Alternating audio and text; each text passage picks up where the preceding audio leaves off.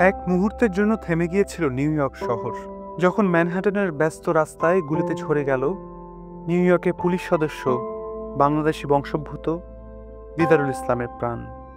মাত্র ৩৬ বছর বয়স। সিলেট থেকে নিউ ইয়র্কে এসেছিলেন ২০ বছর বয়সে। তিনি ছিলেন একজন দায়িত্বশীল স্বামী, স্নেহময় পিতা আর নিঃস্বার্থ একজন রক্ষক। মাসুদ রানা, ফেলুদা বা ব্যোমকেশের মতো কোনো গল্পের বা উপন্যাসের চরিত্র নয়, ছিলেন সত্যিকারের একজন নির্ভীক গোয়েন্দা।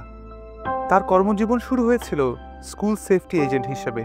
এরপর দায়িত্ব পান নিউ ইয়র্ক পুলিশের ৪৭তম প্রিসিংক্টে।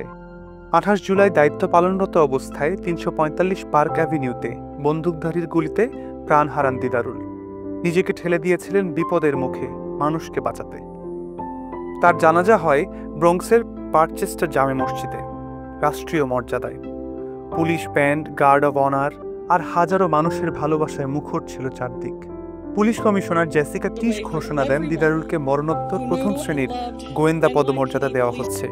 ইতিহাসে খুব কম পুলিশে এত বড় মর্যাদায় সমাহিত হলেন।